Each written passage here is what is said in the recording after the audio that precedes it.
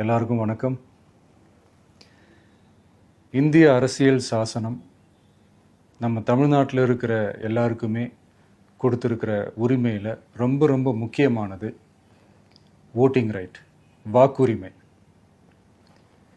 ஒரு மனுஷன் உயிரோடு இருக்கான்றதுக்கு அடையாளமாக இருக்கிறதுல அவனோட ஓட்டுரிமை ரொம்ப முக்கியம். அதனால தான் voting is not only our right but also our life. ஒரு முக்கியமான விஷயத்தை பற்றி இப்போ நான் உங்ககிட்ட ஷேர் பண்ண போகிறேன். இது நான் ஃபஸ்ட்டு கேள்விப்பட்ட உடனே எனக்கே ரொம்ப ஷாக்கிங்காக தான் இருந்தது. இப்போ நான் பேசிகிட்டு இருக்கிற இந்த நேரத்தில் தமிழ்நாட்டில் இருக்கிற நம்ம யாருக்குமே ஓட்டு போடுற உரிமையே இல்லைன்னு சொன்னால் நம்புவீங்களா? நான் நீங்கள் உட்பட யாருக்குமே அது இல்லை. நான் பயமுறுத்துறேன்னு நினைக்காதீங்க, அதுதான் நிஜமும் கூட. கொஞ்சம் ஏமாந்தால் நம்மளை மாதிரியே இன்னும் லட்சக்கணக்கான பேருக்கும் இதே நிலைமை தான். ஓட்டு போடுற அந்த உரிமையே இல்லாத மாதிரி ஒரு நிலைமை வந்தாலும் வரலாம். இதுக்கு மெயின் ரீசன் அந்த எஸ்ஐஆர், ஸ்பெஷல் இன்டென்சிவ் ரிவிஷன், சிறப்பு தீவிர திருத்தம். இப்போது இந்த எஸ்ஐஆர் நம்ம தமிழ்நாட்டில் எப்படி ஒர்க் ஆக போகுது? கடந்த ஜனவரி மாதம் எடுத்த அந்த கணக்கெடுப்பில் 6,36,00,000 வாக்காளர்கள் நம்ம தமிழ்நாட்டில் இருக்கிறாங்க. ஆனால் அவங்க யாருக்குமே இந்த ஓட்டு போடுற உரிமையே இல்லை.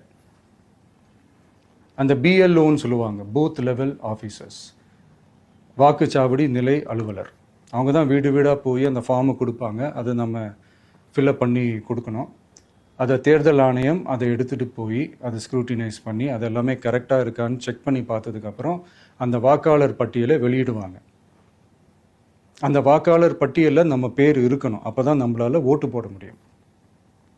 அந்த புது பட்டியல் வர்ற வரைக்கும் நம்ம வாக்காளர்களான்றது அது உறுதியே செய்ய முடியாது.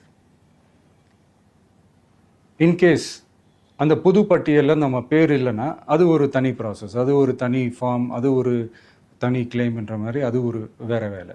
ஸோ இந்த மாதிரி நிறைய சிரமங்கள் குழப்பங்கள் இருக்கிறதுனால மக்களுக்கு இது மேலே ஒரு கன்ஃபியூஷன் ஒன்று இருக்குது. இது என்ன வெரிஃபிகேஷனா இல்லை ஒரு மறைமுக ரீரெஜிஸ்ட்ரேஷனா இல்லை இது ஒரு நியூ ரெஜிஸ்ட்ரேஷன் மாதிரியே தானா அப்படின்ற மாதிரி நிறைய கன்ஃபியூஷன் இருக்குது. அவங்க செய்ய வேண்டியதெல்லாம் ஒன்று தான். இந்த மாதிரி வீடு வீடாக போய் அந்த என்யூமரேஷன் ஃபார்ம் நம்ம ஃபில்அப் பண்ணி கொடுக்கும்போது அதுக்கான அக்னாலேஜ்மெண்ட்டை அந்த பிஎல்ஓ அந்த ஆஃபீஸர்கிட்ட இருந்து நீங்கள் வாங்கிக்கணும். அது ரொம்ப ரொம்ப முக்கியம். இது நான் சொல்கிறது வாக்காளர் பட்டியலில் ஆல்ரெடி உங்கள் பேர் இருக்கிறவங்களுக்கு நான் சொல்கிறேன். இப்போ புது வாக்காளர்கள், ஃபஸ்ட் டைம் ஓட்டர்ஸ், அவங்களுக்கு ஃபார்ம் 6ன்னு ஒன்று இருக்குது. அதை நீங்கள் ஃபில்அப் பண்ணி நீங்கள் உங்கள் ஏரியாவில் இருக்கிற சம்மந்தப்பட்ட அந்த உங்கள் அலுவலகத்தில் நீங்கள் டைரெக்டாகவும் சப்மிட் பண்ணலாம், இல்லை நீங்கள் ஆன்லைன்லேயும் சப்மிட் பண்ணலாம். அப்படி ஆன்லைனில் நீங்கள் சப்மிட் பண்ணிங்கன்னா அதுக்கான ஸ்க்ரீன்ஷாட்டை எடுத்து வச்சுக்கோங்க. ஃபோனில் மெசேஜ் வரும், அதை சேவ் பண்ணி வச்சுக்கோங்க. அப்ராடில் இருக்கிறவங்க கூட அந்த எஸ்ஏஆர் ஃபார்மை டவுன்லோட் பண்ணி நீங்கள் அதை ஃபில்அப் பண்ணி சப்மிட் பண்ணலாம். அதுக்கான அக்னாலேஜ்மெண்ட்டை வாங்கி வச்சுக்கோங்க. ரொம்ப முக்கியமாக உங்களோட பிஎல்ஓ அந்த ஆஃபீஸர் யாருன்னு தெரிஞ்சு வச்சுக்கோங்க. இந்த தேர்தல் ஆணையம் அந்த வெப்சைட்டில் போனீங்கன்னா அந்த பர்டிகுலர் பிஎல்ஓ ஆஃபீஸரோட ஃபோன் நம்பர் கூட நீங்கள் எடுத்து வச்சுக்கலாம். இன்கேஸ் உங்களை யாரையும் ரீச் பண்ணலை இல்லை உங்களுக்கு அந்த ஃபார்ம் கிடைக்கல அப்படின்னா நீங்கள் அவரை காண்டாக்ட் பண்ணி அந்த ஃபார்மை வாங்கி நீங்கள் ஃபில்அப் பண்ணி நீங்கள் சப்மிட் பண்ணலாம். ரொம்ப முக்கியமாக அதுக்கான அக்னாலேஜ்மெண்ட்டை வாங்கி வச்சுக்கோங்க.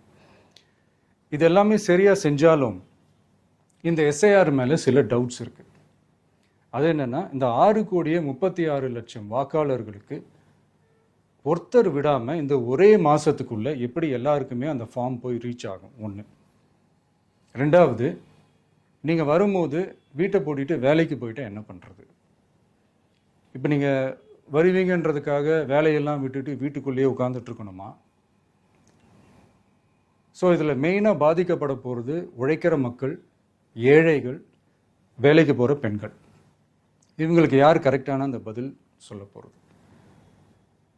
ஒரு நியாயமான எஸ்ஐஆர்னா என்ன நடக்கணும்? இப்போது இறந்து போனவங்கள மார்க் பண்ணி அதுலேருந்து டிலீட் பண்ணணும். இப்போ போலி வாக்காளர்கள் இருந்தாங்கன்னா அவங்கள மார்க் பண்ணி டிலீட் பண்ணணும். இப்போ ஆல்ரெடி ஓட்டு இருக்கிறவங்களுக்கு எதுக்கு இந்த ரெஜிஸ்ட்ரேஷன் என்ற பேரில் இவ்வளவு குழப்பங்கள் அப்படின்றதான் இங்கே கேள்வி. இப்போ புதுசாக வர்ற வாக்காளர்களையோ இல்லை ஓட்டு இல்லாதவங்களையோ சேர்த்தா பத்தாதா? இப்போ ரீசெண்டாக நடந்த இப்போ எலெக்ஷன் 2021, 24 எப்படி எல்லாருமே ஓட்டு போட்டோம்?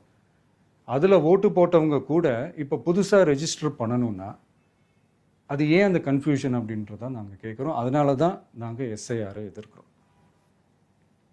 இப்போ புதுசாக சில கம்ப்ளைண்ட்ஸ்லாம் வர ஆரம்பிக்குது. அது என்னன்னா முக்கியமாக நம்மளுடைய டிவிகே தோழர்களுக்கு அந்த ஃபார்ம் கிடைக்க மாட்டேங்குது, கொடுக்க மாட்டேன்றாங்க அப்படின்ற சில கம்ப்ளைண்ட்ஸ். இது யார் பண்ணுறாங்க அப்படின்றது நான் தான் சொல்லி தெரிய வேணும்னு ஒன்றும் அவசியம் இல்லை உங்களுக்கு. இப்போ இருக்கிற ஆட்சியாளர்கள் அவங்களுக்கு கைப்பாவையாக இருக்கக்கூடிய சில பேர் இதை செய்ய ஸ்டார்ட் பண்ணியிருக்கிறாங்க. அதனால் மை டியர் வர்ச்சுவல் வாரியர்ஸ், இதை சாதாரணமாக எடுத்துக்காதீங்க. இது எல்லாருக்குமே அந்த ஃபார்ம் போய் ரீச் ஆகணும். இதில் ரொம்ப உறுதியாக இருங்க. அதையும் மீறி உங்களுக்கு அந்த ஃபார்ம் கிடைக்கலன்னா இருக்கவே இருக்கும் ஆன்லைன். தேர்தல் ஆணையம் அந்த வெப்சைட்டில் போய் அந்த ஃபார்மை டவுன்லோட் பண்ணி நீங்கள் ஃபில்அப் பண்ணி சப்மிட் பண்ணலாம். உங்கள் வீட்டில் இருக்கிறவங்களுக்கு நீங்கள் செஞ்சு கொடுங்க, பக்கத்து வீட்டில் இருக்கிறவங்களுக்கு செஞ்சு கொடுங்க, தெரிஞ்சவங்களுக்கு, தெரியாதவங்களுக்கு, பழகினவங்களுக்கு, பழகாதவங்களுக்கு எல்லாருக்குமே நீங்கள் தயவு செஞ்சு கொடுங்க. அண்ட் ரொம்ப முக்கியமாக நம்ம ஜென்சி கிட்ஸ், நம்ம ஃபஸ்ட் டைம் ஓட்டர்ஸ், நம்ம புது வாக்காளர்கள், நம்ம நண்பா நண்பிகள், அவங்க ரொம்ப கேர்ஃபுல்லாக இருக்கணும். நான் ஆல்ரெடி சொன்ன மாதிரி உங்களுக்கான ஃபார்ம், அந்த ஃபார்ம் நம்பர் 6, அதை கரெக்டான டீட்டெயில்ஸோட கரெக்டான உங்கள் டாக்குமெண்ட்ஸை வச்சு அதை சப்மிட் பண்ணுங்கள். ஏன்னா வரப்போகிற தேர்தலில் நீங்கள் தான், அந்த ஜென்சி வாக்காளர்கள் தான் மிக முக்கியமான ஒரு ஃபோர்ஸ் அப்படின்றது எல்லாருக்குமே தெரிஞ்ச ஒரு விஷயம். அதனால் உங்களை டிஸ்டர்ப் பண்ணுறதுக்கு, உங்கள் பேரை அதில் இன்க்ளூட் பண்ணாமல் செய்கிறதுக்கு என்னென்ன வேலைகள் செய்யணுமோ, என்னென்ன தில்லுமுள்ளு வேலைகள் செய்யணுமோ எல்லாமே அவங்க செய்வாங்க. இது நமக்கு எல்லா திசையிலையும் எல்லா பிரச்சனைகள் கொடுத்துட்டு தானே இருக்கிறாங்க. அது டிஃபால்ட்டாக நடந்துட்டு தான் இருக்கும், அது ஒன்றும் பண்ண முடியாது. ஸோ அந்த மாதிரி ஓட்டு போடுற விஷயத்துலேயும் அவங்க என்ன உத்தமராக மாறவா போகிறாங்க? இப்போ நான் சில மீட்டிங்ஸ்லலாம் ரிப்பீட்டடாக ஒரு விஷயம் நான் சொல்கிறேன்ல, 2 பேருக்கு நடுவில் தான் போட்டி அப்படின்ட்டு. அது மேடைக்கு மேடை அவங்க அதை ப்ரூவ் பண்ணிகிட்டு இருக்கிறாங்க. அதனால் தோழர்களே, வரப்போகிற தேர்தலில் நம்ம யாருன்னு காட்டணும், நம்ம பலம் என்னன்னு காட்டணும். அதுக்காக அந்த பலமான, அந்த பவர்ஃபுல்லான ஆயுதத்தை நம்ம கையில் எடுக்கணும். அந்த ஆயுதம் வேறு எதுவுமே இல்லை, ஓட்டு, வாக்கு, ஜனநாயகம். அது இருந்தால் தான் நம்ம அந்த வெற்றியை நோக்கியே நம்மளால் பயணிக்க முடியும். தமிழ்நாடே அந்த வாக்குச்சாவடி முன்னாடி திரண்டு நிற்கணும். அதை பார்த்துட்டு தமிழ்நாடே தமிழக வெற்றி கழகமா, இல்லை தமிழக வெற்றி கழகம் தான் தமிழ்நாடா அப்படின்ற மாதிரி இருக்கணும். வீடுன்னு ஒன்று இருந்தால் தான் ஓடு மாற்ற முடியும்னு அறிஞர் அண்ணா அவர்கள் சொல்லியிருக்கிறாங்க. அந்த மாதிரி ஓட்டுன்னு ஒன்று இருந்தால் தான் இந்த நாட்டையே காப்பாற்ற முடியும். அப்புறம் இன்னொரு முக்கியமான விஷயம், அந்த எனிமரேஷன் ஃபார்ம் நீங்கள் ஆன்லைனில் நீங்கள் ஃபில்அப் பண்ணும்போது அதில் ஒரு சில ப்ராப்ளம்ஸ் வர்றதுக்கு வாய்ப்பு இருக்குது. அது உங்களுடைய ஓட்டர் ஐடியில் இருக்கிற உங்கள் பேரும், ஆதார் கார்டில் இருக்கிற பேரும், அந்த ஸ்பெல்லிங், இனிஷியல்ஸ் எல்லாமே ஒரே மாதிரி இருந்தால் தான் அது அக்செப்ட் ஆகும், இல்லைன்னா அக்செப்ட் ஆகாது. அது கொஞ்சம் கேர்ஃபுல்லாக பண்ணுங்கள். அது கொஞ்சம் யூசர் ஃப்ரெண்ட்லியாக இருக்கலாமேன்னு கேட்டதுக்கு அதெல்லாம் முடியாது, அதுக்கெல்லாம் வாய்ப்பு இல்லை, அதுக்கெல்லாம் ஆளுங்க இல்லை, பண்ண முடியாதுன்னு ரிப்ளை பண்ணிட்டாங்க.